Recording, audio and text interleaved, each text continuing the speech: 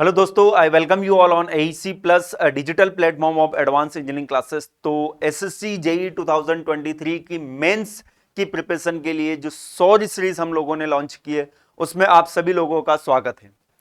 तो दोस्तों, mechanical engineering का सबसे important subject that is thermodynamics हम आज से स्टार्ट करने वाले हैं। और आप लोगों को मैं बता दूं कि ये जो थर्मोडायनेमिक्स से में जो क्वेश्चन मैंने सिलेक्ट किए हैं, कुछ इस तरह के क्वेश्चन सिलेक्ट किए हैं जो कि गेट ईएस लेवल के क्वेश्चन यहां पर हमने सिलेक्ट किए हैं, जिससे आप आपकी मेंस की प्रिपरेशन को बहुत ही इफेक्टिव बना पाएंगे। तो यहां पर आपको सब्जेक्ट वाइज सेशंस देखने को मिलेंगे। Thermodynamics, RSC, IC, power plant, manufacturing process, SOM, FM, theory of machine, machine design, सभी सब्जेक्ट वाइज सेशन यहां पर आपको इस AEC प्लस चैनल पर देखने को मिलेंगे। और अगर आप सेशन को कंप्लीट देखना चाहते हो, सभी सब्जेक्ट के कंप्लीट सेशन अगर आप देखना चाहते हो, और साथ में अगर आप सभी सब्जेक्ट को क्विक रिवाइज करना चाहते हो, टेस्ट सीरीज भी चाहते हो, तो इसके लिए हमारी एप्लीकेशन AEC प्लस पर इसके लिए एक बैच डिजाइन हम लोगों ने किया है, that is practice plus revision batch. ये प्रैक्टिस प्लस रिवीजन बैच आपका 15 तारीख से ऑलरेडी स्टार्ट हो चुका है, 15 अक्टूबर से। और इस बैच के अंदर आपको जो मैंने आपको बताया कि यहां पर हर सब्जेक्ट का एक क्रिस्प रिकॉर्डेड लेक्चर्स आपको देखने को मिलेंगे, जिससे आप आपके सब्जेक्ट को रिकॉर्ड कर पाएंगे, सब्जेक्ट को रिवाइज कर पाएंगे काफी कम समय में। और साथ में लगभग 3000 plus questions, selected question, GATE ES level के क्वेश्चन के वीडियो सॉल्यूशन आपको यहां पर सब्जेक्ट वाइज देखने को मिलेंगे। और इसी बैच के अंदर आपको यहां पर टेस्ट सीरीज भी देखने को मिलेगी, जिसके अंदर 100 प्लस टेस्ट आपको देखने को मिलेंगे। और ये जो टेस्ट होंगे इसमें लगभग 80 प्लस टेस्ट जो है वो सब्जेक्टिव टेस्ट रहेंगे, और 20 प्लस टेस्ट जो है आपके मॉक टेस्ट रहेंगे, फुल लेंथ टेस्ट रहेंगे। ये according to SSC JE mains exam के अकॉर्डिंग ये सारे टेस्ट डिजाइन किए गए। साथ में सभी लेक्चर्स की पीडीएफ यहां पर आपको अवेलेबल कराई जाएगी। चलिए, तो सेशन को हम स्टार्ट करते हैं। तो आज का जो सेशन है हम स्टार्ट कर रहे हैं थर्मोडायनेमिक्स से। थर्मोडायनेमिक्स का ये पहला लेक्चर है, और ये जो सेशंस आपको यहां पर देखने को मिलेंगे, यहां पर मैं मिक्स क्वेश्चन लेके आया हूं। थर्मोडायनेमिक्स के हर चैप्टर के आपको यहां पर क्वेश्चन देखने को मिलेंगे। मेनली ये वाला जो पहला जो सेशन है, इसमें आपको बेसिक ऑफ थर्मोडायनेमिक्स और फर्स्ट लॉ से रिलेटेड काफी क्वेश्चन देखने को मिलेंगे। काफी अच्छे अच्छे क्वेश्चन मैं लेकर आया हूं, आप लोग उनका सॉल्यूशन देखें और खुद से भी ट्राई जरूर करें। कैलकुलेटर आप साथ में लेकर बैठें ताकि आप भी सॉल्यूशन जल्दी से निकाल पाएं, क्योंकि आप लोगों को पता है कि ये जो एग्जाम है इसमें कैलकुलेटर अलाउ है। चलिए, तो सेशन को हम स्टार्ट करते हैं। देखते हैं आज के सेशन का पहला क्वेश्चन। देखिए, ये थ्योरेटिकल क्वेश्चन है, बाकी बहुत ही अच्छा क्वेश्चन है, बिल्कुल कंफ्यूजिंग क्वेश्चन है। तो बिल्कुल आपके दिमाग में सारे कॉन्सेप्ट क्रिस्टल क्लियर होना चाहिए। देखिए क्वेश्चन क्या बोला गया है, which of the following relation is valid only for reversible. देखिए यहां पर आपको क्वेश्चन को ध्यान से पढ़ना है। Valid only for reversible process undergone by a close system of a simple compressible substance. देखिए यहां पर तीन चीजें हमें इंडिकेट की गई है। क्या क्या? एक तो रिवर्सिबल प्रोसेस, दूसरी क्लोज सिस्टम, तीसरा कंप्रेसिबल सब्सटेंस। और यहां पर बोला गया है neglect change in kinetic and potential energy. तो यहां पर हमारे पास जो चार इक्वेशन है, वैसे अगर हम बात करें तो ये चारों इक्वेशन करेक्ट है, बट ये कंडीशन के अकॉर्डिंग कौन सी इक्वेशन बेस्ट सुटेबल है, ये आंसर आपको करना है। इक्वेशन सभी करेक्ट है। तो सबसे पहली बात तो मैं आप लोगों को बता देता हूं कि जो टीडीएस इक्वेशन हम लोग पढ़ते हैं, ऑल्दो दे आर डेवलप और derive by assuming close system undergoing a process, फिर वहां पर हम उसके साथ मर्ज कर देते हैं सेकंड लॉ ऑफ थर्मोडायनेमिक्स। तो हमारे पास टीडीएस इक्वेशन आती है क्या? टीडीएस इज इक्वल टू, दो टीडीएस इक्वेशन आती है हमारे पास। TDS is equal to D U plus PDV, और एक और टीडीएस इक्वेशन आप लोगों को पता होगी, TDS is equal to D H minus VDP.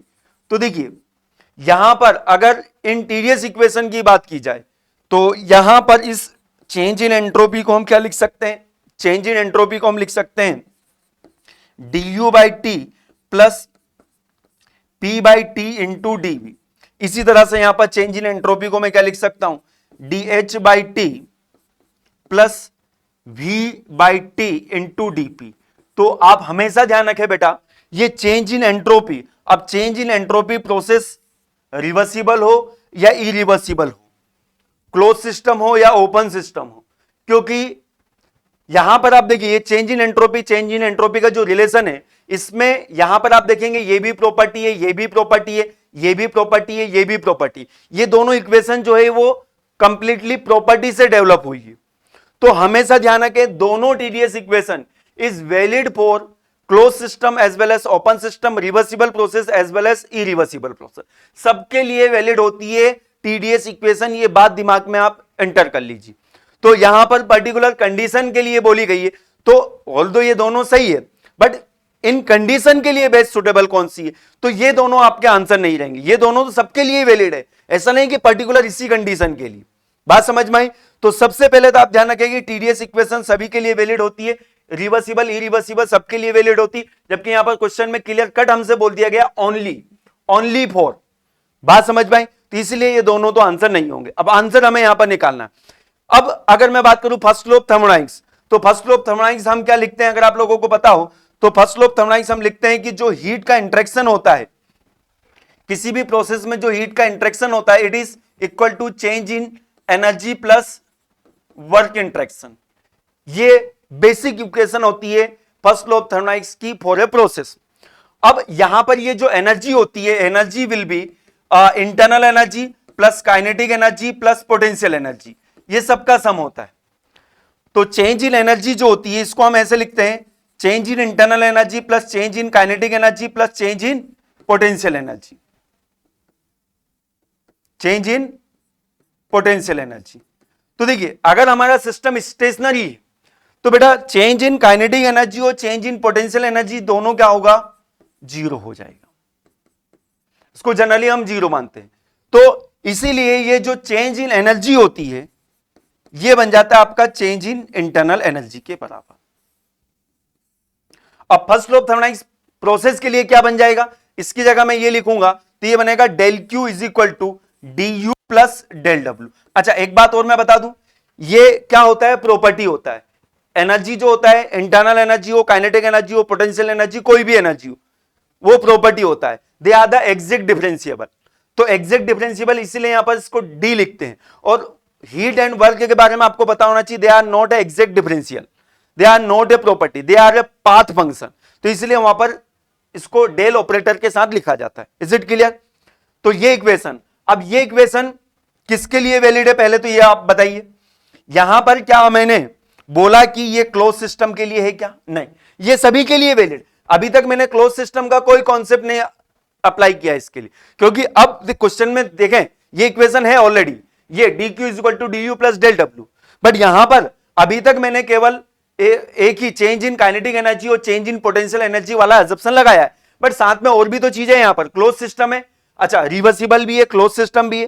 तो अब यहां पर ये जो वर्क है, ये वर्क कुछ भी हो सकता है। ये वर्क आपको समझ में आ रहा है, ये वर्क आपका कुछ भी हो सकता है। मतलब ये जो प्रोसेस है, ध्यान से सुनिएगा, ये जो प्रोसेस है ये रिवर्सिबल, मतलब ये जो इक्वेशन है रिवर्सिबल इरिवर्सिबल सबके लिए वैलिड है। ये प्रोसेस, ये जो इक्वेशन है रिवर्सिबल इरिवर्सिबल प्रोसेस सभी के लिए वैलिड। बट अब मुझे यहां पर रिवर्सिबल प्रोसेस अंडर गोइंग ए क्लोज सिस्टम, तो ये अगर आपको पता है तो बहुत अच्छी बात है। अगर रिवर्सिबल प्रोसेस है और अगर क्लोज सिस्टम है, क्लोज सिस्टम है, तो यहां पर वर्क इंटरेक्शन कितना होगा, वर्क इंटरेक्शन जो होता है del W is equal to PDV. Del W is equal to क्या होता है, पीडीवी। कंप्रेसिबल सब्सटेंस है ना, तो कंप्रेसिबल सब्सटेंस के लिए वर्क इंटरेक्शन कितना होगा, P into change in volume. तो अगर डेल डब्ल्यू की जगह अगर मैं पीडीवी लिख देता हूं तो हमारी इक्वेशन क्या बन जाएगी, equation will be del Q is equal to D U plus PDV. तो D U plus PDV, PDV अगर आ गया इसका मतलब this is valid only for, this is valid only for क्या, पहली कंडीशन रिवर्सिबल प्रोसेस, किस सिस्टम के लिए, क्लोज सिस्टम के लिए, साथ में रिवर्सिबल क्लोज सिस्टम और change in kinetic energy and potential energy is negligible. तो इसी के लिए तो पर्टिकुलर पूछा गया था। देख लीजिए क्या क्या बोला गया था हमसे, रिवर्सिबल क्लोज सिस्टम और सिंपल कंप्रेसिबल सब्सटेंस। कंप्रेसिबल मतलब जिसमें, जिसके वॉल्यूम में चेंज आपको देखने को मिलेगा। तो इसके अकॉर्डिंग यहां पर करेक्ट आंसर क्या हो जाएगा, the correct answer will be option D. देखिए सिंपल क्वेश्चन था, नो डाउट, सभी को इक्वेशन पता होती है फर्स्ट लॉ ऑफ थर्मोडायनेमिक्स की, बट इसको अप्लाई करना आपको आना चाहिए। तो ये इक्वेशन कब वैलिड होगी? जब क्लोज सिस्टम होगा, रिवर्सिबल प्रोसेस होगी, और सब्सटेंस कैसा होगा?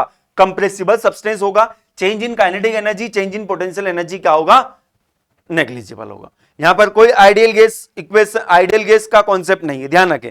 नहीं तो कुछ लोग ऐसा सोच लेते कि आइडियल गैस होगी तब, नहीं, सभी सब्सटेंस के लिए वैलिड है। ठीक है, चलिए, तो आई होप आपको क्वेश्चन पसंद आया होगा, कॉन्सेप्ट भी आपको पसंद आया होगा। और टीडीएस इक्वेशन की जब भी बात होती है तो हमेशा ध्यान रखें टीडीएस इक्वेशन सबके लिए ही वैलिड होती है। ओके, चलिए आगे बढ़ते हैं हम। नेक्स्ट क्वेश्चन क्या है? देखिए इसका सॉल्यूशन भी यहां पर दिया गया है, वो आप लोग बाद में अगर आपको और उसको पढ़ना है डिटेल में तो आप इसके सॉल्यूशन को भी चेक कर सकते हो। Next question, a small steam whistle, small steam whistle, whistle की बात आती है मतलब ये एक तरह से नोजल है, ध्यान रखें, ठीक है। Perfectly insulated and doing no shaft work causes a drop of 0.8 kilojoule per KG in enthalpy. तो जब भी किसी भी विसल से, विसल को आप एक नोजल की तरह ट्रीट करें, यह बात ध्यान रखें, विसल को आप एक नोजल की तरह ट्रीट करें तो इससे फ्लूइड पास होगा, स्टीम पास होगी, तो वहां पर एंथैल्पी में हमें ड्रॉप देखने को मिलेगा। तो ड्रॉप इन एंथैल्पी मतलब चेंज इन एंथैल्पी आपको डायरेक्टली दे रखा है, क्या बोला है? Enthalpy of steam from entry to exit. Okay, the kinetic energy of the steam at the entry is negligible. Kinetic energy negligible मतलब हम C1 का स्क्वायर बाय 2, इसको हम क्या करेंगे? नेग्लेक्ट करेंगे, नेग्लेक्ट करेंगे। The velocity of steam eight exit, देखिए अब यहां पर आपको पता होना चाहिए कि कौन सा प्रिंसिपल हम यूज करेंगे।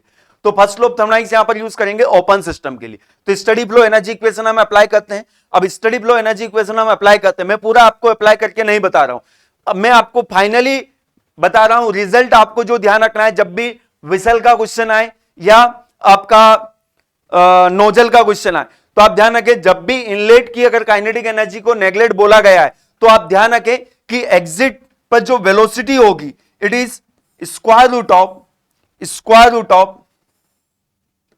2000 इनटू ड्रॉप इन एंथैल्पी। ये 2000 इसलिए आता है क्योंकि यहां पर चेंज इन एंथैल्पी जो है ये यहां पर लिखा गया है क्या?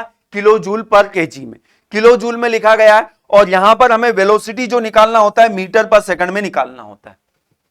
और एक और चीज मैं आपको बता देता हूं कि मीटर पर सेकंड का होल स्क्वायर जो होता है ये किसके बराबर होता है? जूल पर केजी के बराबर होता है। स्टडी फ्लो एनर्जी इक्वेशन जब हम लगाते हैं तो एंथैल्पी और काइनेटिक एनर्जी को हम ऐड करते हैं, याद हो तो वहां पर आप देखेंगे कि ये इसकी यूनिट देखिए सी स्क्वायर बाई 2, इसकी यूनिट क्या आएगी? Metre per second.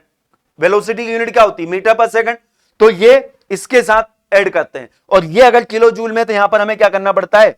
1000 से डिवाइड करना पड़ता है। ये कॉन्सेप्ट आप दिमाग में रखें। तो इस इक्वेशन से हम डायरेक्टली आंसर निकाल लेंगे, C2 is equal to square root of, calculator चलाना बिल्कुल आना चाहिए, 2000 मल्टीप्लाई बाय 0.8, तो 0.8 8 दूने 16, तो यहां पर आप बिना कैलकुलेटर से भी निकाल सकते हो। तो ये क्या बन जाएगा? C2 is equal to I think it is 1600, और 1600 का स्क्वायर रूट कितना होता है ये आपको पता होना चाहिए, ये बन जाएगा आपका 40। तो वेलोसिटी जो होगी एग्जिट पर कितनी हो जाएगी? 40 मीटर पर सेकंड। यूनिट का ध्यान रखें तो कोई गलती नहीं होगी, ठीक है। तो बिल्कुल सिंपल क्वेश्चन था। तो इस क्वेश्चन में आपको क्या ध्यान रखना है? एक तो कि जब स्टडी फ्लो एनर्जी इक्वेशन लगाओगे तब भी यही रिजल्ट आएगा, और यही रिजल्ट आएगा तो आपको ध्यान रखना है कि यहां पर अगर वेलोसिटी मीटर पर सेकंड में निकालना है तो यहां पर आपको 1000 से मल्टीप्लाई करना पड़ेगा, तब जाके ये 2000 बन जाएगा, ठीक है। चलिए आगे बढ़ते हैं हम। देखिए इसका पूरा डिटेल में सॉल्यूशन यहां पर दिया गया है। अजम्पशन हम क्या क्या लेते हैं? एडियाबेटिक प्रोसेस है क्योंकि नोजल विसल जो होते हैं काफी छोटे होते हैं, तो वहां से जब फ्लो होगा तो हीट ट्रांसफर के लिए कोई टाइम नहीं मिलेगा। तो हमेशा ध्यान रखें जो फ्लो होता है कैसा होता है? एडियाबेटिक फ्लो होगा, कोई वर्क का इंट्रैक्शन नहीं होता है, कोई हीट का इंट्रैक्शन नहीं होगा, change in kinetic energy potential energy negligible रहेगी, और इनलेट की वेलोसिटी को हमने पहले ही नेग्लेक्ट कर दिया। तो जो फाइनली रिजल्ट हमारे पास आता है वो ये वाला आता है जो कि मैंने आपको निकाल के बताया। Is it clear? चलिए आगे बढ़ते हैं हम। Now move to the next question. Which one of the following substance has a constant specific heat at all pressure and temperature? किस सब्सटेंस की स्पेसिफिक हीट जो रहेगी वो कांस्टेंट रहेगी for all pressure and temperature. Specific heat क्या होती है? Specific heat की मैं बात करूं तो अमाउंट ऑफ हीट रिक्वायर्ड, देखिए स्पेसिफिक हीट को अगर मैं डिफाइन करूं तो Q by M delta T, इसको हम बोलते हैं C is the specific heat. ये क्या है? देखिए अगर हमारे पास 1 kg सब्सटेंस है और उसका हम 1 यूनिट टेम्परेचर चेंज करें, अब ये unit temperature either it is in degree Celsius और केल्विन, कुछ भी हो सकता है। यूनिट टेम्परेचर अगर हम चेंज करें, यूनिट मास का यूनिट टेम्परेचर चेंज करने के लिए जितनी हीट की जरूरत पड़ती है उसे हम बोलते हैं स्पेसिफिक हीट। इसे क्या बोलते हैं अपन? Specific heat. यूनिट मास का यूनिट टेम्परेचर चेंज करने के लिए जितना अमाउंट में एनर्जी की जरूरत पड़ती है उसे हम क्या बोलते हैं? Specific heat. और इस स्पेसिफिक हीट की यूनिट क्या होगी?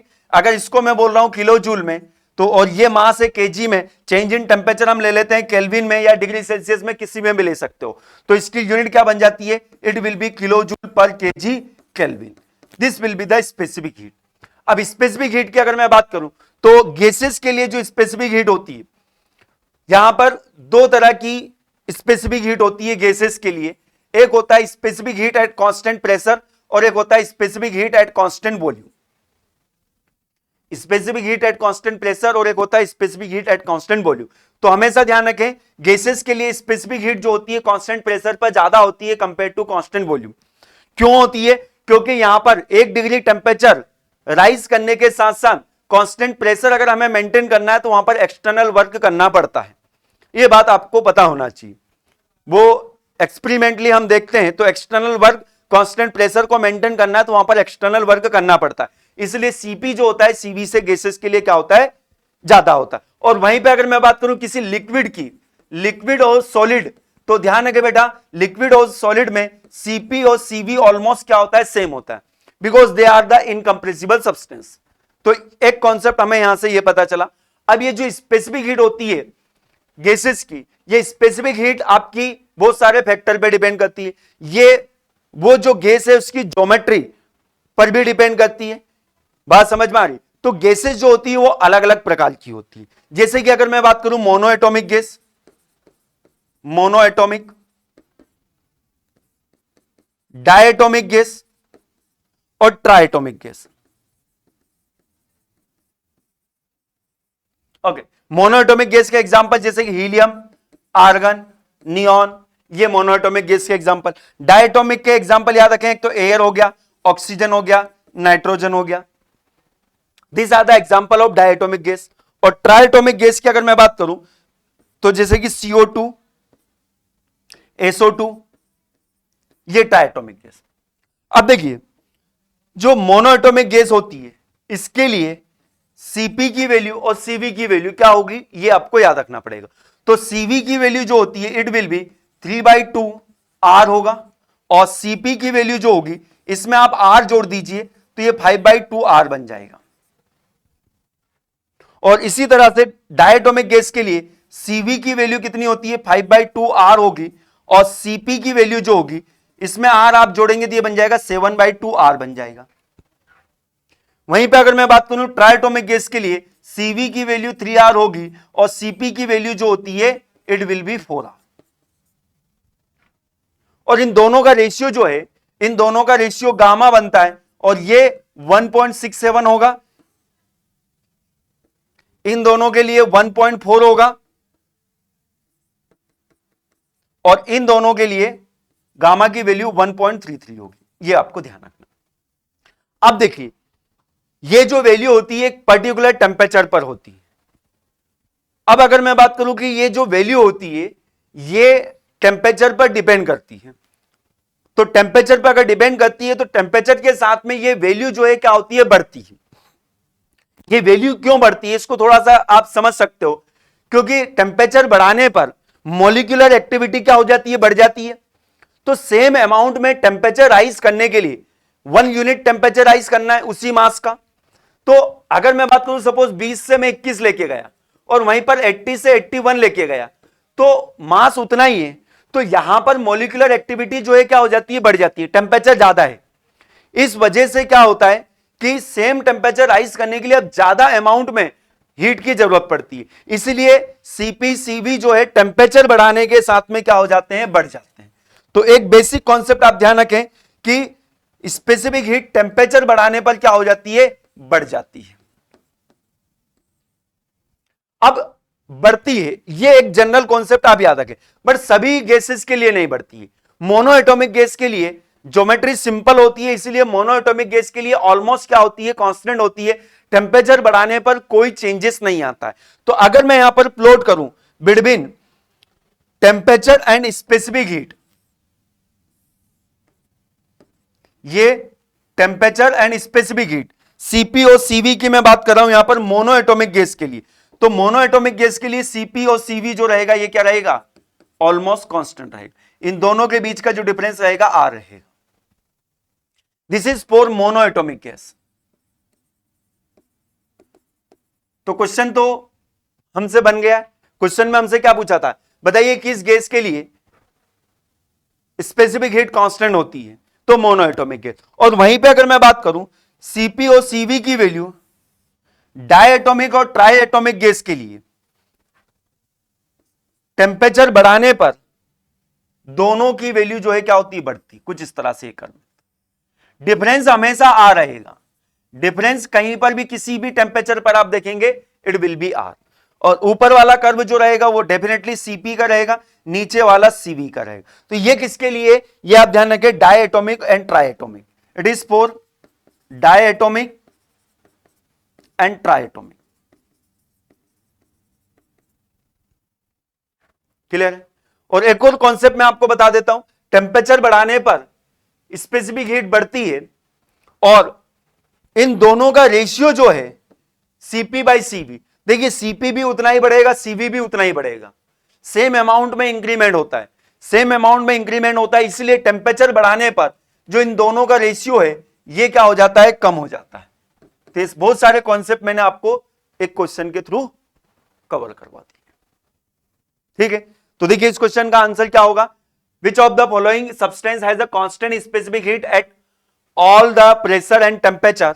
तो ध्यान रखें for mono atomic gas it will be constant. अच्छा, एयर की स्पेसिफिक हीट आपको पता होना चाहिए, एयर की specific heat 1.005 kilo joule per KG kelvin और सीवी जो होगा 0.718। उन दोनों का डिफरेंस भी आपको पता होना चाहिए। किसी ना किसी क्वेश्चन में आ जाएगा ये, तो मैं आपको वहां पर वैल्यू भी लिखवा दूंगा।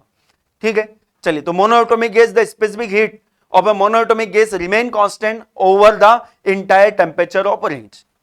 आगे बढ़ते हैं, चलिए नेक्स्ट न्यूमेरिकल है, when the wall of an evacuated bottle is open the atmospheric air is rushed into it if the atmospheric pressure is 1 bar। ये 101.325 मतलब ये क्या 1 बार ही है ना, और and 0.6 metre cube of air enter into the बोतल, then the work done by the air will be. देखिए हमारे पास एक बोतल है,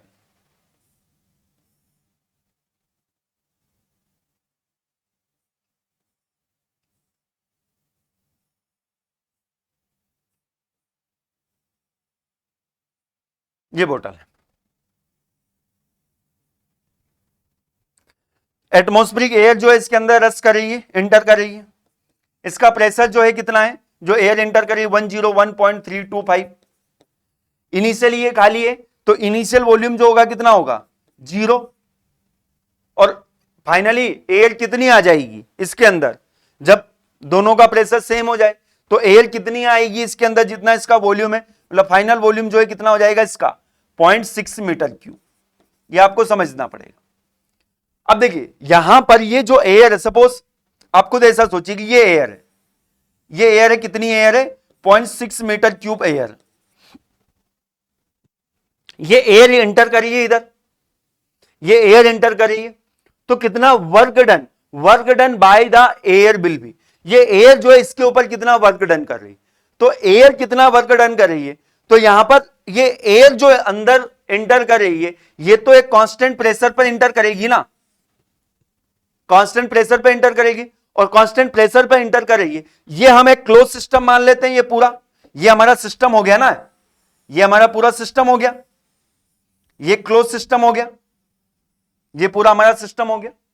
तो ये एयर इधर आ रही है, ये एयर यहां से यहां आ रही है बस कांस्टेंट प्रेशर पर, तो इसके ऊपर कितना वर्क डन होगा, यहां पर पीडीवी हम लिखेंगे, तो यहां पर वर्क इंटरेक्शन कितना आ जाएगा हमारे पास, इट विल बी पीडीवी।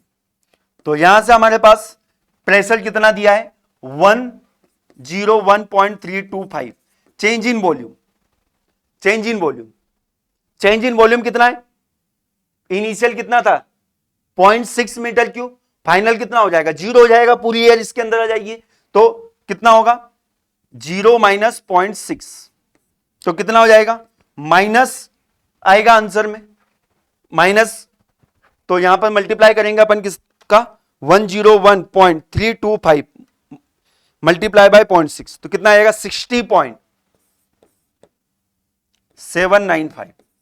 तो पहले क्वेश्चन में बोला है वर्क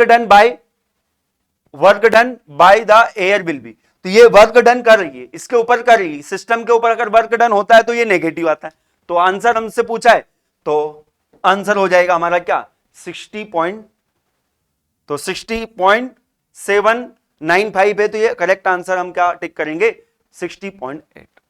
तो इस क्वेश्चन को आपको थोड़ा सा लॉजिक के साथ करना था, लॉजिक बस यही है कि यहां पर ये हमारा एक क्लोज सिस्टम बन जाएगा, यही एयर यहां पर एंटर करी है, कांस्टेंट प्रेशर पर एयर एंटर करी है, इसलिए हमने पीडीवी रिलेशन यहां पर यूज किया।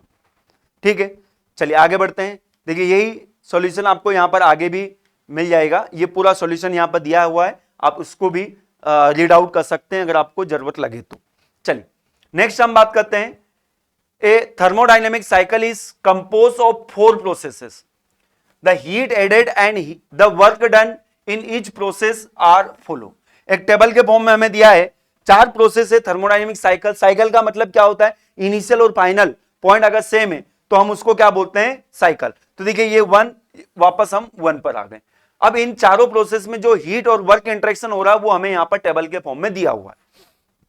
ठीक है, अब यहां पर हमसे क्वेश्चन में क्या पूछा है, the thermal efficiency of the cycle. आसान क्वेश्चन है, थर्मल इफिशियंसी अगर हमें निकालना है तो हमेशा ध्यान रखें इफिशियंसी के लिए हमेशा ध्यान रखें W net divided by heat supply, W net divided by heat supply. और first law of thermodynamics for a cycle क्या बोलता है कि जो नेट वर्क होगा नेट हीट के बराबर होगा, नेट वर्क निकाल लो या नेट हीट निकाल लो। अब देखिए साइन कन्वेंशन आप लोगों को पता होना चाहिए कि अगर सिस्टम अगर वर्क कर रहा है तो पॉजिटिव लेंगे, सिस्टम पर अगर वर्क हो रहा है तो ये नेगेटिव आएगा। हीट सप्लाई अगर हम कर रहे हैं तो ये पॉजिटिव लेते हैं हम, और हीट अगर निकाल रहे हैं सिस्टम से दिए हम क्या लेते हैं नेगेटिव लेते हैं। Work done by the system is taken as positive, work done on the system is taken as negative, heat supply to the system is taken as positive, heat extracted और rejected from the system is taken as negative. ये sign convention आपको याद रखना है। अब इसके according हमें चलना है, नेट वर्क निकालना है, तो नेट वर्क निकालना, तो देखिए ये क्या बोला वर्क डन का कॉलम ये है और हीट ट्रांसफर का ये है, क्या बोला work done 50 by the gas, work done 50 by the gas, work done हो रहा है गैस के द्वारा हो रहा है, तो ये क्या रहेगा पॉजिटिव रहेगा। तो नेट वर्क अगर हमें निकालना है, नेट वर्क हमें निकालना है तो +50 बाय द गैस हो रहा है ना, work done by the system तो ये पॉजिटिव लेंगे। ये 20 लिखा रहा है ऑन द गैस, तो work done on the system क्या होता है नेगेटिव, तो ये -20 आ जाएगा। तो यहां पर नेट वर्क कितना आ जाएगा 30 जूल आ जाएगा, नेट वर्क कितना आ जाएगा 30 जूल आ जाएगा। अब हीट सप्लाई हमसे पूछा है, मतलब पूछा नहीं एफिशिएंसी पूछा है, तो अब देखिए 50 फ्रॉम द गैस और 80 टू द गैस। अब इसमें से हीट सप्लाई कौन सा है ये आपको समझना होगा। देखिए गैस है इसके अंदर, तो हीट सप्लाई हम कैसे करेंगे, heat supply to the gas होगा ना, फ्रॉम द गैस तो ये तो हीट रिजेक्ट हो गया ना, ये क्या हो जाएगा रिजेक्ट हो जाएगा, ये रिजेक्ट है गलती ना करें, और ये क्या हो जाएगा 80 क्या हो जाएगा हमारा सप्लाई हो जाएगा। तो यहां पर हीट सप्लाई हमारे पास आ जाएगा सीधा सीधा कितना +80 जूल, और इफिशियंसी निकालना है तो इफिशियंसी हमारे पास साइकिल की कितनी आएगी 30 डिवाइडेड बाय 80, और आपको कैलकुलेटर दिया है अलाउ किया हुआ है तो यहां से निकाल लेंगे कितना बन जाएगा 30 divided by 80, it will be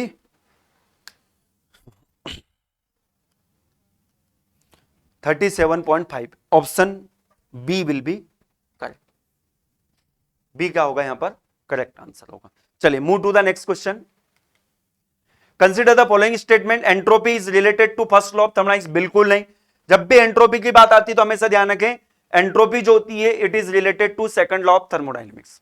ठीक है. The internal energy of ideal gas is the function of temperature and pressure. Internal energy जो होती है आइडियल गैस की इंटरनल एनर्जी की बात है. तो इंटरनल एनर्जी आइडियल गैस की, तो ये प्रेशर का फंक्शन थोड़ी होती है, तो टेम्परेचर का फंक्शन होती है ओनली. याद रखें internal energy for ideal gas is function of temperature. इसी तरह से enthalpy for ideal gas is only the function of temperature. तो ये स्टेटमेंट जो है ये भी गलत है. The zeroth law of thermodynamics is basis for measurement of temperature. Yes, ये स्टेटमेंट जो है क्या है, ये सही है. Consider the following statement. Option ऐसा एक भी नहीं है यहां पर. मतलब सही स्टेटमेंट तो ओनली 3 है.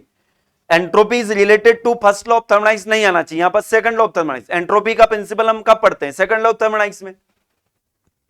तो यहां पर तो ऑप्शन ऐसे बनाए नहीं गए, बट यहां पर एक ऑप्शन होना चाहिए ओनली 3. तो यहां पर इसको हम बना लेते हैं ओनली 3 ओनली. तो 3 ओनली, तो यहां पर करेक्ट आंसर जो हो जाएगा option B will be the correct answer. Okay. तो यहां पर ऑप्शन सी दिया है जो कि आप खुद समझ सकते हो कि ये क्या है, गलत है. दूसरा स्टेटमेंट जो है बिल्कुल गलत है. Internal energy of ideal gas is the function of, ideal gas बोल दिया ना बेटा, आइडियल गैस बोल दिया तो फिर प्रेशर नहीं आएगा, केवल टेम्परेचर आएगा. ठीक है. चलिए आगे बढ़ते हैं हम. नेक्स्ट देखिए सारा प्रिंसिपल भी यहां पर कॉन्सेप्ट भी दे रखा है सब कुछ.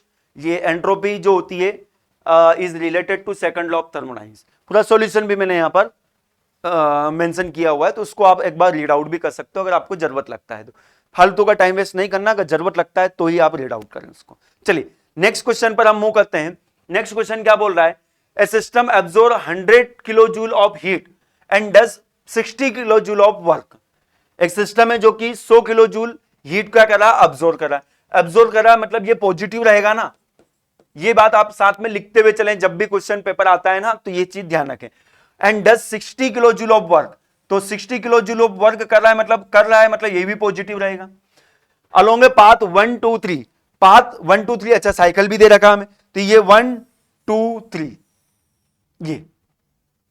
अब क्या बोला गया, the same system does 20 kilo joule of work.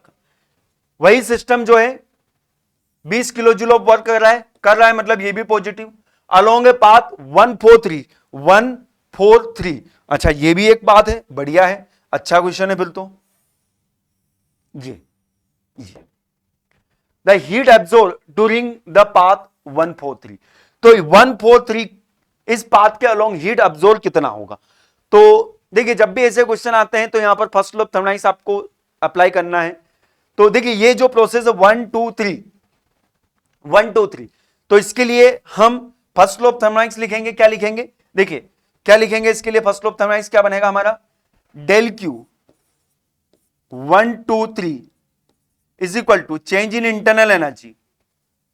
Internal energy जो होती है आपको पता होना चाहिए it is a property, so final और इनिशियल पॉइंट पर डिपेंड करेगी. तो यहां पर लिखेंगे 1 से लेके 3 तक प्लस डेल डब्ल्यू, क्या लिखेंगे 1 2 3. तो हीट इंटरेक्शन 1 2 3 में कितना हो रहा है, देखिए यहां पर a system absorb 100 kilo joule of heat, मतलब प्लस है तो कितना लिखेंगे यहां पर 100. चेंज इन इंटरनल एनर्जी देखिए डी यू है, डी यू 1 से 3 मतलब ये u3 माइनस u1 है, plus does 60 kilo joule of work, ये भी पॉजिटिव मतलब कितना आएगा 60. Change in internal energy u3 minus u1 हमें यहां से पता चल जाएगा it will B 40 kilo joule, it will B 40 kilo joule.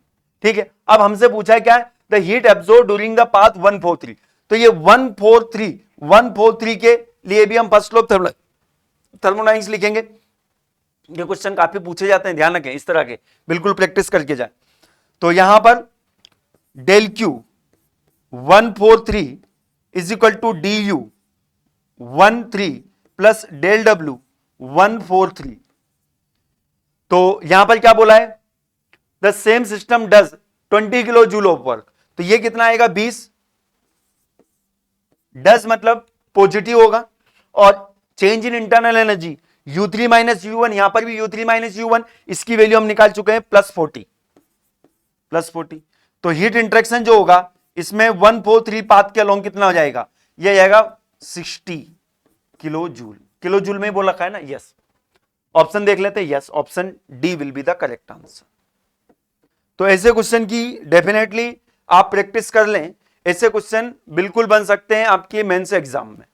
Okay, चलिए आगे बढ़ते हैं, move to the next question.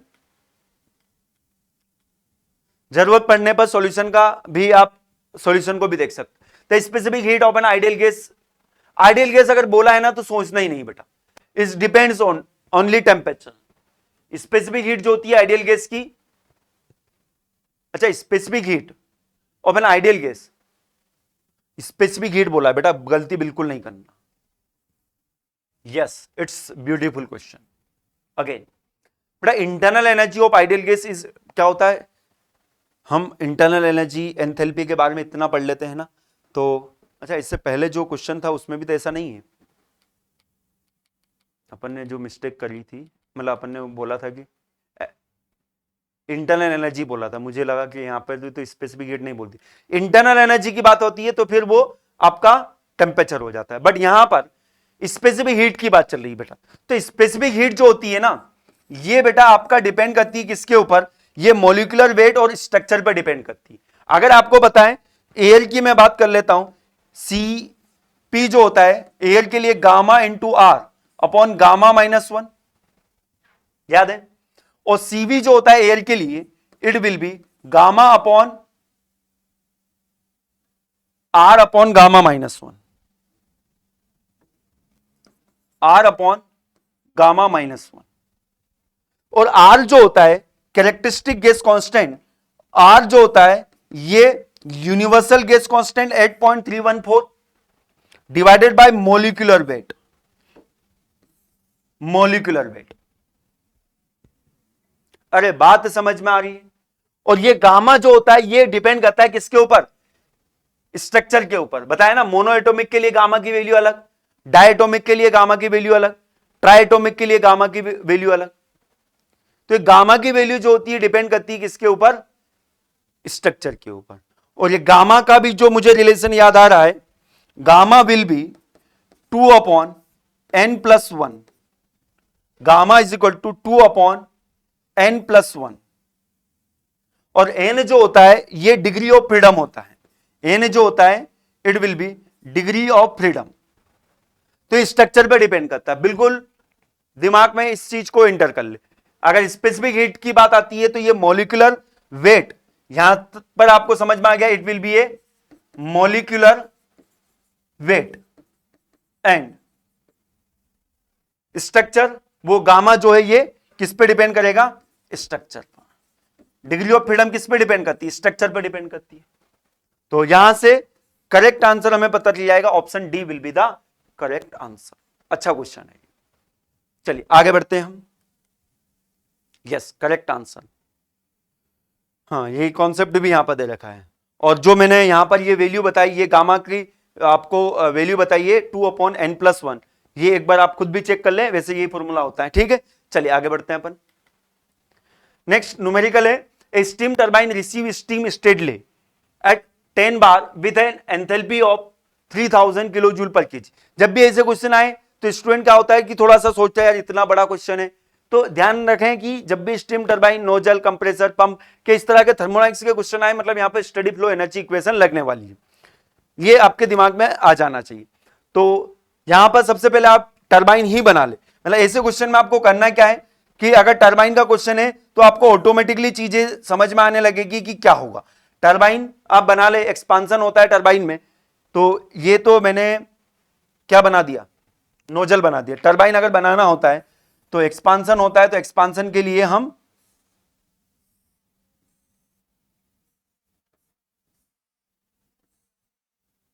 Diverging passage बनाते जनरली, वैसे वो भी हो सकता है अगर आपने पावर प्लांट पढ़ा हो तो। चलिए, steam turbine receive steam steadily at 10 bar, तो यहां पर इनिशियली प्रेशर कितना दे रखा है ये आप लिख लें, इनिशियली प्रेशर कितना दे रखा है 10 बार। इसके अलावा एंथैल्पी H1 कितना है 3000, बिल्कुल डरना नहीं है ऐसे क्वेश्चन से।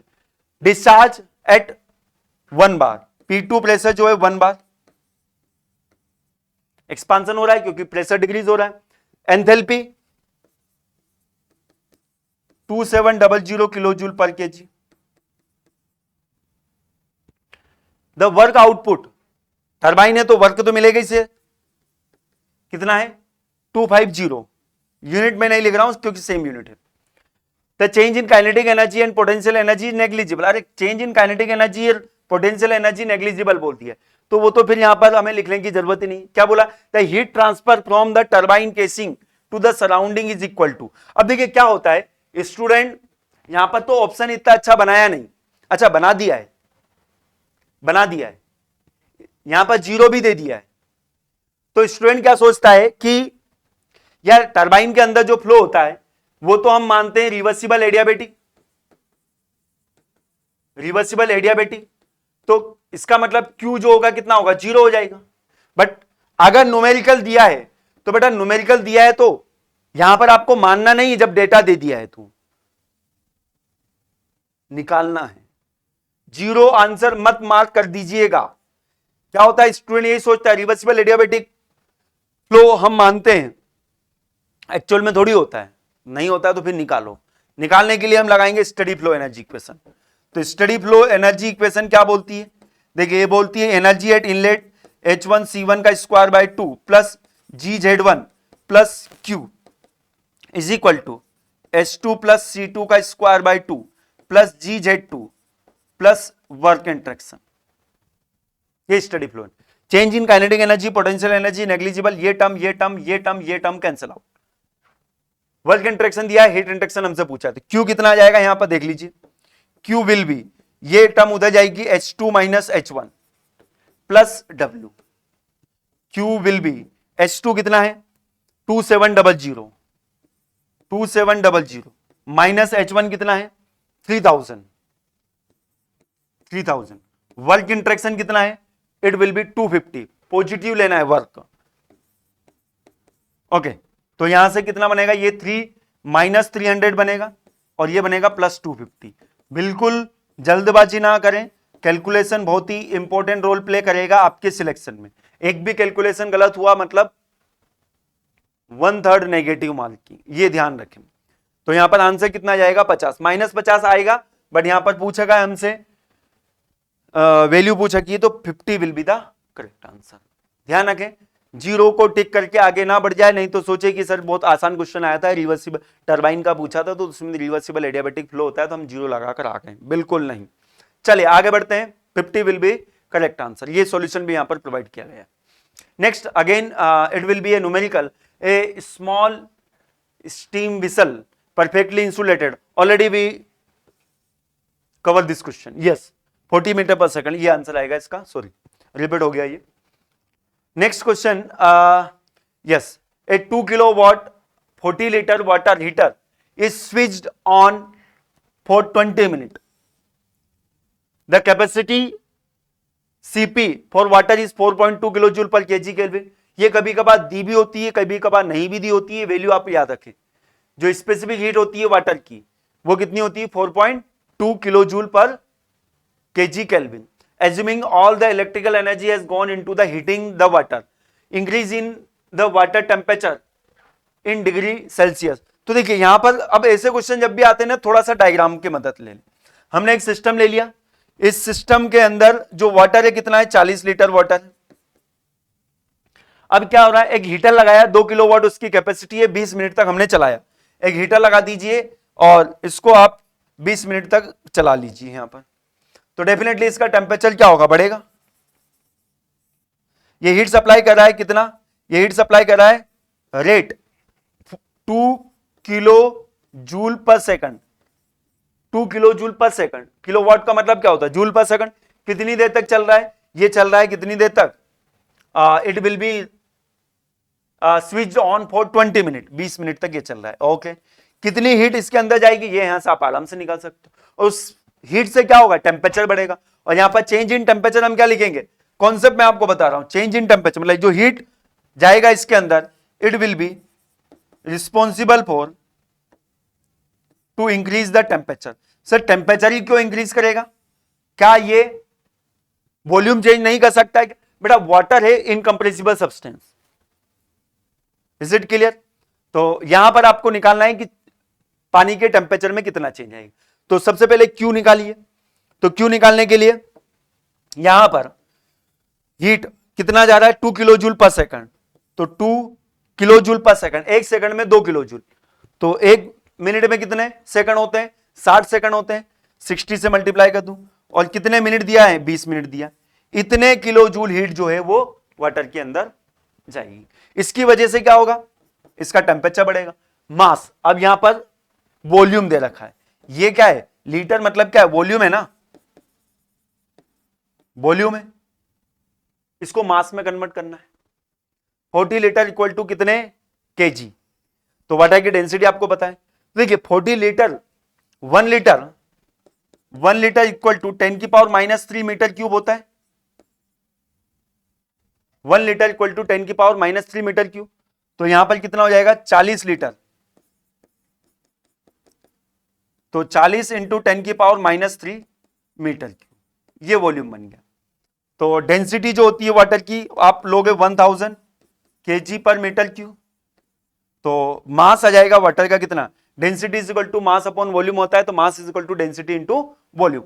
तो ये आएगा 40 इंटू 10 की पावर -3 इंटू 10 की पावर 3। तो ले देके वापस 40 केजी ही बनेगा ये।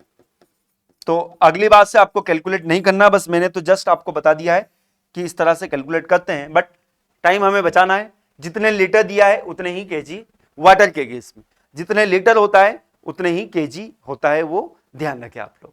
तो यहां पर मास अपन कितना रख देंगे, 40 रख देंगे।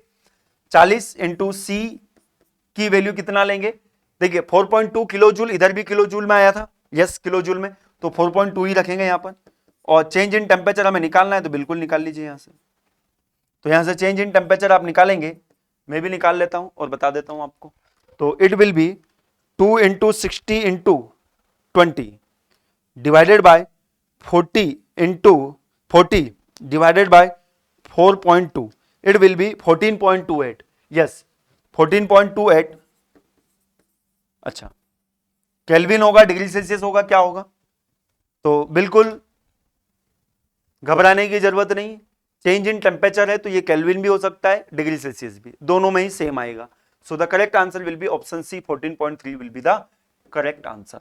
तो यहां से हमें क्या चीज सीखने को मिली, यहां से हमें सीखने को मिली कि जितने लीटर वाटर बोला गया है उतने ही केजी वो वाटर होगा। पहली बात तो बस एक बात तो ये ध्यान रखें, बाकी ये रिलेशन तो आपको ध्यान रखना है, ताकि आप अगर ऐसा क्वेश्चन आता फटाफट ये सारी चीजें करने की जरूरत ना पड़े, ठीक है। और डिग्री सेल्सियस और केल्विन में डिफरेंस जो रहेगा वो सेम रहेगा। आगे बढ़ते हैं, move to the question number 12। A gas contain in a cylinder is compress, the work required for compression being. देखिए गैस है, इसको हम एक सिलेंडर के अंदर क्या करें, कंप्रेस करें। The work required for compression being 5000 kilo joule. Compression में हमें कितना वर्क करना पड़ रहा है, कंप्रेशन वर्क बोल दिया गया है 5000 किलो जूल, इतना वर्क हमें करना पड़ रहा है। During the process heat interaction is 2000 kilojoule causes the surrounding to be heated. Okay, the changes in internal energy of the gas during the process is। अब देखिए यहां पर ये क्वेश्चन है तो इजी, बट देखिए यहां पर भी अगर आपने साइन कन्वेंशन को ढंग से नहीं ध्यान में रखा तो यहां पर आपका आंसर प्लस माइनस में आकर गड़बड़ी कर सकता है। तो यहां पर आप ध्यान रखें, gas contain in a cylinder, ये गैस है, हमारे पास एक सिलेंडर है, ये सिलेंडर, ये गैस है, तो इसके ऊपर वर्क हो रहा है, तो work done on the gas, तो ये work done on the gas, तो ये क्या होगा, नेगेटिव होगा, -5000 किलो जूल, ठीक है, इसको नेगेटिव लेते हैं। During the process the heat interaction 2000 kilo joule causes the surrounding to be heated. Surrounding तो बाहर का जगह को बोलते हैं ना, तो सराउंडिंग को अगर हीट कर रहा है इसका मतलब यहां से हीट बाहर निकल रहा है, हीट बाहर निकल रहा है, कितना निकल रहा है 2000। तो हीट जब भी बाहर निकलता है तो उसको हम क्या लेते हैं, नेगेटिव लेते हैं। वर्क करते हैं तो नेगेटिव, हीट बाहर निकलता है तो भी नेगेटिव। बस अब अगर आप यहां तक सही हैं तो फिर dq is equal to du plus del W. dq कितना है, -2000। चेंज इन इंटरनल एनर्जी पूछा का है, -5000। ये इधर आएगा तो चेंज इन इंटरनल एनर्जी +3000। आप खुद सोचिए कि अगर वर्क कर रहे हो आप 5000, हीट निकल रही है 2000, तो इसकी इंटरनल एनर्जी बढ़ेगी ना, इसीलिए तो पॉजिटिव आया। दो ऑप्शन तो मैं वैसे ही कैंसिल कर देता हूं, नेगेटिव वाले। तो वर्क कर रहे हैं, हीट कम निकल रही, तो इंटरनल एनर्जी बढ़ेगी, कितनी बढ़ेगी देख लो। चलिए आगे बढ़ते हैं। Next, in a steady state steady flow process taking place in a device with a single inlet and a single outlet, the work done per unit mass flow rate is given by। देखिए work done का formula आपको दे दिया है, क्या दिया है, मैं इसको अलग से यहां पर लिख सकता हूं, माइनस इनलेट से लेकर आउटलेट तक इंटीग्रेशन VdP। अब हमसे यहां पर पूछा गया है, क्या पूछा गया है, V is the specific volume and P is the pressure, the expression for the W is given above। ये एक्सप्रेशन के बारे में हमसे पूछा गया कि ये किसके लिए वैलिड है। तो ऑप्शन क्या है, it is valid only if the process is both reversible and adiabatic. Only भी बोल दिया गया, रिवर्सिबल और एडियाबेटिक बोला गया। तो आपको यहां पर पता होना चाहिए कि ये जो प्रोसेस होती है किसके लिए, ये जो इक्वेशन होती है किसके लिए वैलिड होती है। सबसे पहले तो प्रोसेस मस्ट बी रिवर्सिबल। अब प्रोसेस रिवर्सिबल है और फ्लो कैसा होगा, देखिए यहां पर पहला क्या है, it is valid only if the process is both reversible and adiabatic. बेटा एडियाबेटिक हो ऐसा जरूरी थोड़ी है, रिवर्सिबल होना चाहिए। ओपन सिस्टम के लिए स्टडी फ्लो, ओपन सिस्टम के लिए हम यूज करते हैं, एडियाबेटिक हो ऐसा जरूरी नहीं है। Next, it is valid only if the process is both reversible and isothermal. ये प्रोसेस आइसोथर्मल एडियाबेटिक सबके लिए वैलिड है, ये सबके लिए वैलिड है, ध्यान रखें। It is valid for any reversible process, it is incorrect, it must be, नहीं होती तो यही है, ये भी गलत ये भी गलत। It is valid for any reversible process, reversible process के लिए, रिवर्सिबल प्रोसेस के लिए, ठीक है। इसके लिए क्या ऑप्शन है, reversible process. Isothermal, reverse, isothermal, adiabatic ऐसा कुछ भी ऑप्शन, ऐसा कोई भी ऑप्शन इसके लिए नहीं है, ठीक है। चलिए आगे बढ़ते हैं। Now move to the next question. A frictionless piston cylinder device contain a gas initially at 0.8 megapascal and volume। देखिए हमारे पास एक फ्रिक्शनलेस पिस्टन सिलेंडर अरेंजमेंट है, ओके, और इसके अंदर गैस है हमारे पास,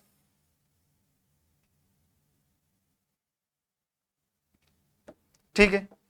ये जो गैस है इसका हमें क्या दे रखा है, वॉल्यूम दे रखा है, it will be 0.015 metre cube, okay. Pressure भी हमें दे रखा है 0.8 मेगापास्कल। क्या बोला गया, इट एक्सपांड क्वासी स्टैटिकली, मतलब वही रिवर्सिबल प्रोसेस है, at constant temperature. The final volume of, final volume, ये पिस्टन हमारा यहां पर आ गया, फाइनल वॉल्यूम क्या बोल दिया है, मतलब ये तो जस्ट डबल हो गया, 0.030 metre cube, okay. The work output during this process will be. तो ये बेटा आपको ध्यान रखना है कि ये प्रोसेस कौन सी, क्लोज सिस्टम तो है, पिस्टन सिलेंडर अरेंजमेंट मतलब क्लोज सिस्टम हो गया, बट यहां पर एक और चीज हमें मेंशन कर दी गई है, कांस्टेंट टेम्परेचर। और कांस्टेंट टेम्परेचर मतलब आइसोथर्मल प्रोसेस, और आइसोथर्मल प्रोसेस में एक्सपांशन वर्क कितना होता है, P1V1 ln V2/V1, या फिर P1V1 ln P1/P2। Expansion work की बात चल रही, P1V1 की जगह अगर आइडियल गैस है तो यहां पर MRT भी आप लिख सकते हो, बात समझ में आ रही। तो यहां पर हम कौन सा फॉर्मूला यूज करेंगे, किसी भी फॉर्मूले को आप यूज कर सकते हो। वैसे वॉल्यूम दे रखा है तो ये वाला फॉर्मूला लिखेंगे, क्या बनेगा यहां पर, प्रेशर कितना दे रखा है 0.8। अच्छा अब यूनिट का ध्यान रखें, आंसर हमसे पूछा है किलो जूल में, तो ये मेगा पास्कल को आप किलो पास्कल में कन्वर्ट कर लें, मेगा पास्कल को किलो पास्कल में कन्वर्ट करेंगे तो 10 की पावर 3 से मल्टीप्लाई करेंगे। ये छोटी छोटी बातें आपको ध्यान में रखना है। ओके, वॉल्यूम, इनिशियल वॉल्यूम कितना है, वॉल्यूम हमेशा मीटर क्यूब में ही लेंगे, 0.015 ln V2 by V1। V2 कितना है 0.03 और V1 कितना है 0.015, आधा है जस्ट, ये ln2 बन जाएगा। और ln2 की वैल्यू आप याद ही रखें, वैसे तो आपको कैलकुलेटर अलाउ कर दिया गया है, बट ln2 की वैल्यू आप याद रखें 0.693। ओके, ये आपको और भी कहीं पर भी काम आ सकती है, 0.693। तो आप इसमें मल्टीप्लाई कर दें और आंसर निकाल लें। तो 0.693 को आप मल्टीप्लाई करेंगे किससे, 0.015 से, और मल्टीप्लाई करोगे 0.8 से, मल्टीप्लाई करोगे 10 की पावर 3 से। बेटा कैलकुलेटर की बहुत अच्छे से हैबिट बना ले, क्योंकि अगर कैलकुलेटर अगर आपको चलाना आता है तो आप मान के चलिए कि आप जिनको नहीं आता उसके कंपेयर 5-10 मिनट बचा सकते हो। एक एक इक्वेशन ऐसे लिख के सॉल्व तो हर कोई कर लेगा, बट आपको प्रैक्टिस इतनी हो जानी चाहिए कि सीधा सीधा यहां पर तो आपको इतनी प्रैक्टिस हो जानी चाहिए कि ये इक्वेशन, ये फॉर्मूला लिखने की जरूरत नहीं पड़ना चाहिए। क्वेश्चन आया सीधा सीधा P1 V1 ln P2 V2 सीधा, इतना तेज दिमाग चलना चाहिए आपका। तो 8.316, तो 8.316 तो हमारा आंसर बन जाएगा ऑप्शन ए। ठीक है, चलिए आगे बढ़ते हैं हम। नेक्स्ट क्वेश्चन देखिए, ये भी एक सिंपल क्वेश्चन है, ऑलरेडी हम देख चुके हैं ऐसा क्वेश्चन। तो यहां पर हमारे पास 4 ऑप्शन दिए गए हैं कि पूछा गया है कि कौन सा करेक्ट है, कंडीशन क्या क्या है, ये चीज आपको थोड़ा सा ध्यान रखना है। एक कंप्रेसर, अब सबसे पहली बात तो कंप्रेसर की बात है, कंप्रेसर की बात है तो कंप्रेसर के बारे में आपको पता होना चाहिए, एक ओपन सिस्टम होता है। Okay, a compressor undergoes a reversible steady flow, वही स्टेडी फ्लो SFE की बात चल रही है यहां पर। The gas at the inlet and outlet of the compressor is designated as 1 and 2, state 1 and 2 respectively. जो स्टेट होती है कंप्रेसर के इनलेट और एग्जिट पर, उसको 1 and 2 से डिनोट किया गया है। आगे क्या बोला है, potential and kinetic energy change are to be ignore, the following notation are use, V is the specific volume, P is the pressure of the gas, the specific work required to be supplied to the compressor for this gas compression processes. तो जो specific work हमें supply करना पड़ेगा compressor को, वो कितना करना पड़ेगा। तो देखिए यहां पर ये PdV जो है ये क्लोज सिस्टम के लिए हम यूज करते हैं, तो ये नहीं बनेगा, और उसी से फिर ये वाले रिलेशन बनते हैं यहां पर। तो करेक्ट आंसर जो रहेगा क्या रहेगा, 1 से 2, इतना वर्क हमें क्या करना पड़ेगा, सप्लाई करना पड़ेगा। ओके, कंप्रेस करेंगे। देखिए आप सोचते होंगे कि सर यहां पर तो माइनस साइन आना चाहिए, माइनस क्यों नहीं बोला यहां पर, क्योंकि ऑलरेडी यहां पर बोल दिया गया है the specific work required to be supply to the compressor. अब सप्लाई बोल ही दिया है तो यहां पर आपको नेगेटिव लगाने की जरूरत नहीं है, यहां पर नेगेटिव लगाने की जरूरत नहीं। और ये वैल्यू जो आएगी, अब ऐसा ना सोचे कि सर नेगेटिव नहीं लगाया इसका मतलब यहां पर ये वैल्यू पॉजिटिव हो जाएगी, नहीं। प्रेशर बढ़ेगा तो चेंज इन प्रेशर जो रहेगा ये क्या रहेगा, पॉजिटिव रहेगा, और स्पेसिफिक वॉल्यूम तो नेगेटिव हो नहीं सकता, तो ये जो वैल्यू आएगी ये पॉजिटिव आएगी। सप्लाई बोल दिया गया इसलिए हम वहां पर हमें इसको बताना है कि इतना। अगर आपसे कोई पूछेगा आपको आपके ऊपर कितना कर्जा है, तो आपके ऊपर अगर सपोज 10,000 का कर्जा, तो आप यही बोलोगे ना कि 10,000 का कर्जा है, आप ऐसा तो नहीं बोलोगे कि मेरे ऊपर -10,000 का कर्जा है। ठीक है, तो अगर बोल दिया गया है कि कितना सप्लाई करना पड़ेगा, तो वहां पर फिर आपको मैग्नीट्यूड बताना पड़ेगा। बात समझ में आई। चलिए, तो करेक्ट आंसर जो होगा option B will be the correct answer. Now move to the next question. देखिए वो पूरा डेरिवेशन भी वहां पर दिया गया है, उसको भी आप देख सकते हो। For an ideal gas with constant value of specific heat, ideal gas के लिए constant value of specific heat for calculation of the specific enthalpy. अब देखिए आइडियल गैस बोल दिया गया है, constant value of specific heat बोल दिया गया है, तो एंथैल्पी को अगर हमें कैलकुलेट करना है तो आप ध्यान रखें आइडियल गैस के लिए internal energy is only the function of temperature and enthalpy is also the function of temperature only. तो अगर हमें एंथैल्पी या इंटरनल एनर्जी आइडियल गैस की निकालना है जब स्पेसिफिक हीट क्या है, कांस्टेंट है, तो उस केस में आपको टेम्परेचर की जरूरत पड़ेगी। अब आपको मैं बता दूं कि आइडियल गैस के लिए चेंज इन इंटरनल एनर्जी होती है CVDT, पर यूनिट मास की मैं बात कर रहा हूं, और एंथैल्पी जो होता है आइडियल गैस के लिए CPDT होता है। फिर दिमाग में आता है सर किस प्रोसेस के लिए, नहीं, यहां पर प्रोसेस कोई भी प्रोसेस हो, आइडियल गैस के लिए अगर वर्किंग सब्सटेंस हमारा आइडियल गैस है तो ऑलवेज सीवीडीटी इंटरनल एनर्जी होगा, सीपीडीटी जो होगा क्या होगा, एंथैल्पी होगा। प्रोसेस से मतलब यहां पर नहीं है, वर्किंग सब्सटेंस अगर हमारा आइडियल गैस है तो यहां पर बोथ टेम्परेचर एंड प्रेशर की जरूरत, both temperature and mass required,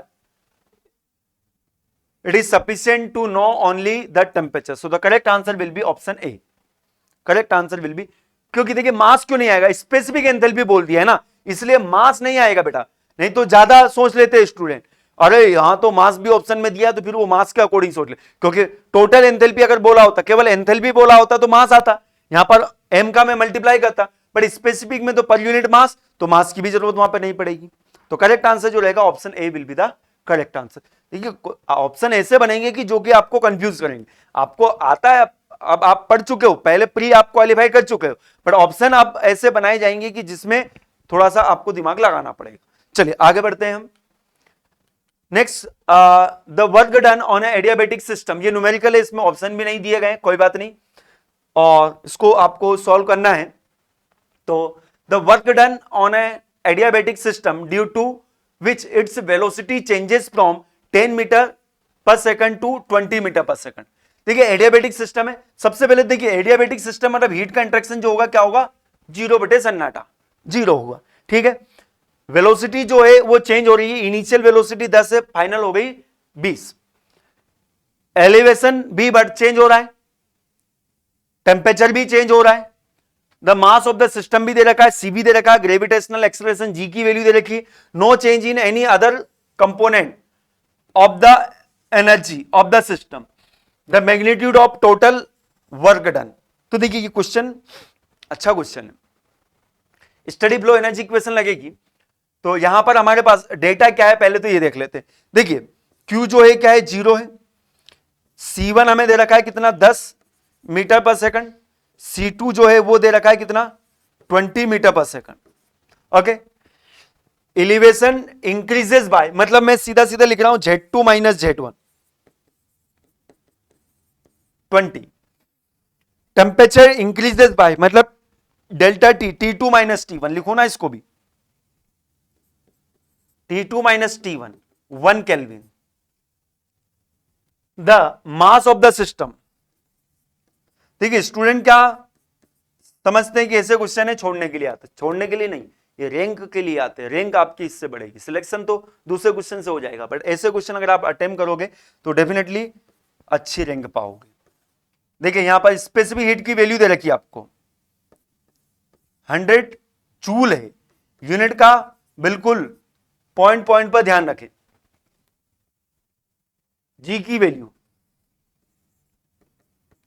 10 metre per second square है ये तो, हाँ। There is no change in any other component of the energy, pressure वेशर कुछ चेंज का नहीं बोला गया। चलिए तो हम यहां पर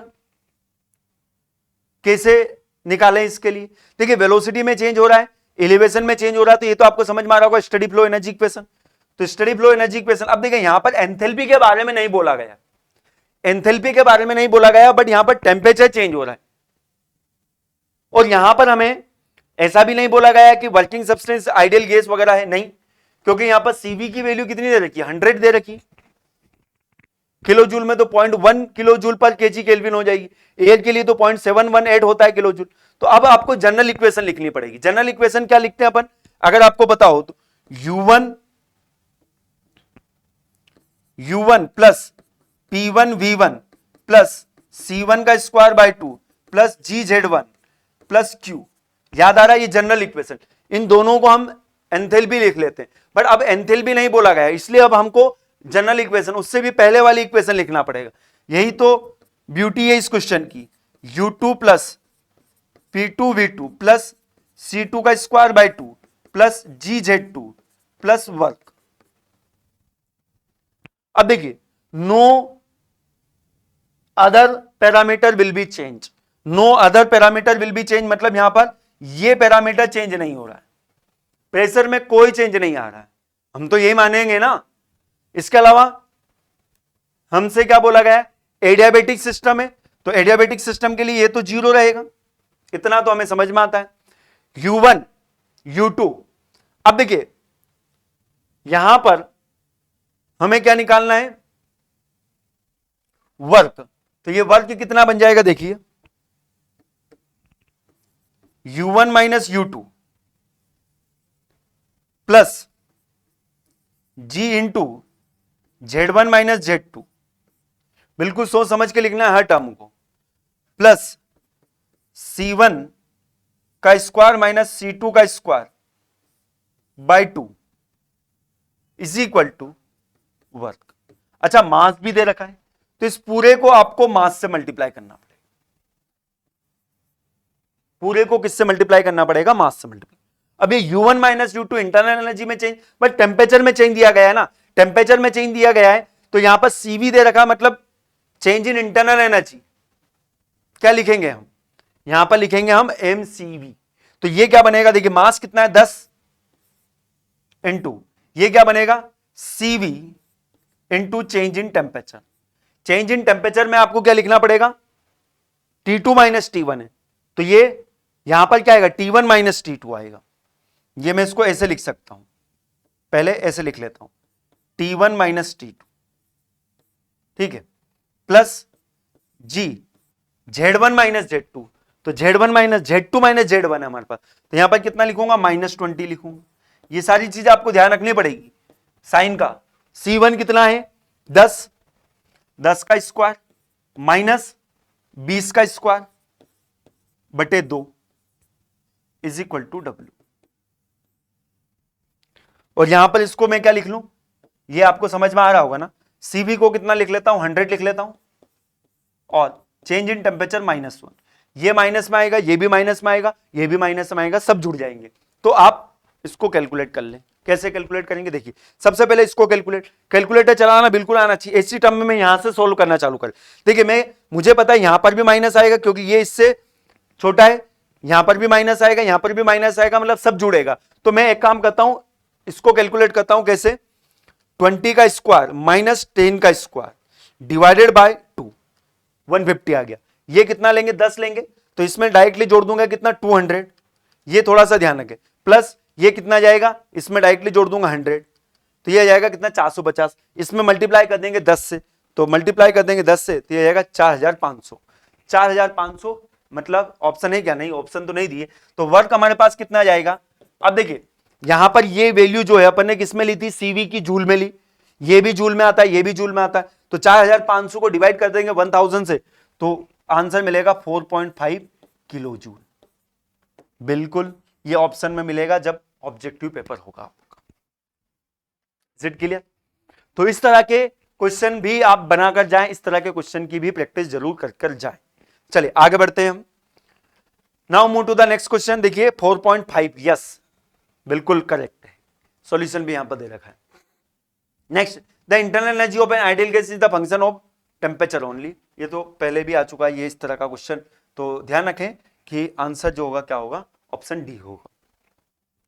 नेक्स्ट, हाँ अच्छा क्वेश्चन है, ए मास m of a perfect gas at A pressure P1 and volume V1 undergone N isothermal process.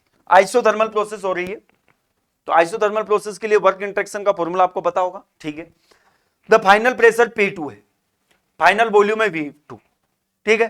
The work done on the system is consider positive.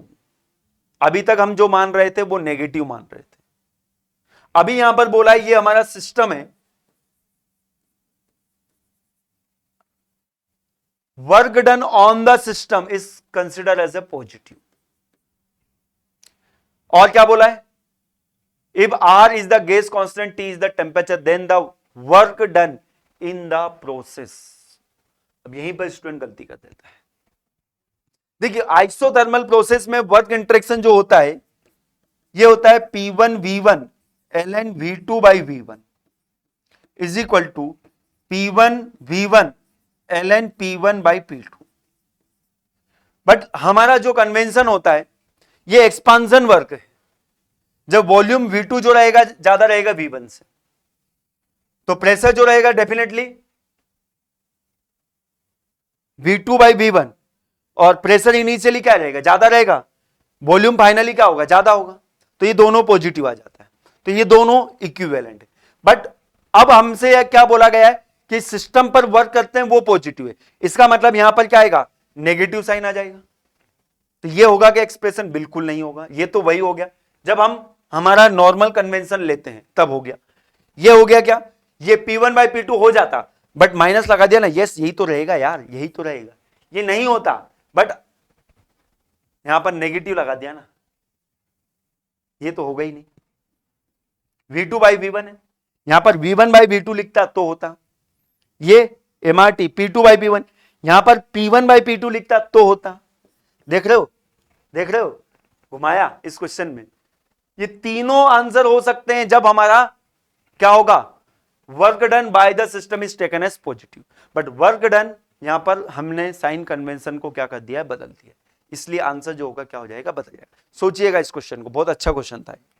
चलिए लास्ट क्वेश्चन देखते हैं आज के सेशन का। सिंपल क्वेश्चन है, जब भी डायग्राम के क्वेश्चन आते तो आपको समझ में आ ही जाता होगा कि इसको कैसे अटेम्प्ट करना है। तो यहां पर क्या पूछा है, ये आपको थोड़ा सा ध्यान रखना है। An engine operates on a reversible cycle shown in the figure, the work output from the, तो वर्क आउटपुट बोला है, तो डेफिनेटली यहां पर इधर कुछ मेंशन नहीं है, बट मेंशन होना चाहिए कि प्रेशर और वॉल्यूम डायग्राम। तो वर्क आउटपुट अगर हमें निकालना है तो ऐसे क्वेश्चन में हमेशा ध्यान रखें, एरिया अंडर द कर्व जो होगा it will B work output, तो ये क्या कहलाएगा हमारा, डब्ल्यू आउटपुट। तो ये डब्ल्यू आउटपुट कहलाएगा, तो ये कितना एरिया बनेगा, ये ट्रायंगल बन रहा है, तो ट्रायंगल का एरिया कैसे निकालते हैं, हाफ बेस, बिल्कुल टाइम नहीं वेस्ट करना है इसमें, बेस कितना होगा 2.5 माइनस 2, हाइट कितना होगा इसका 650 माइनस 400, तो यहां से आप आंसर निकाल देंगे, तो ये बनेगा 1/2 इंटू 0.5 मल्टीप्लाई। स्टूडेंट क्या करते हैं जल्दबाजी में इन दोनों को कैंसिल कर देते, बेटा ये दोनों कैंसिल नहीं होंगे, ये भी आधा ये भी आधा, ऐसा सोचते कि दोनों कैंसिल हो जाएंगे। 650 माइनस 400 कितना बनेगा 250, तो 250 में डिवाइड कर दीजिए 4 का, तो ये बनेगा आपका 62.5। यूनिट दे रखा है क्या, नहीं दे रखा है। वर्क आउटपुट हमसे पूछा है 62.5 जूल आएगा, क्योंकि यहां पर PV प्रेशर अगर मैं पास्कल में मान लेता हूं, पास्कल में मान लेते हैं, तो ये हमारे पास क्या आ जाएगा, आंसर आ जाएगा। सॉल्यूशन में एक बार हम इसको देख लेते हैं। यस, किलो जूल बोला था, क्योंकि क्यों बोला था किलो जूल उन्होंने, क्योंकि यहां पर फिर उन्होंने इसको मान लिया होगा किलो पास्कल में मान लिया होगा, ठीक है। तो ये टोटल 20 क्वेश्चंस थे। So thank you very much to join the session, मिलते हैं हम नेक्स्ट सेशन में।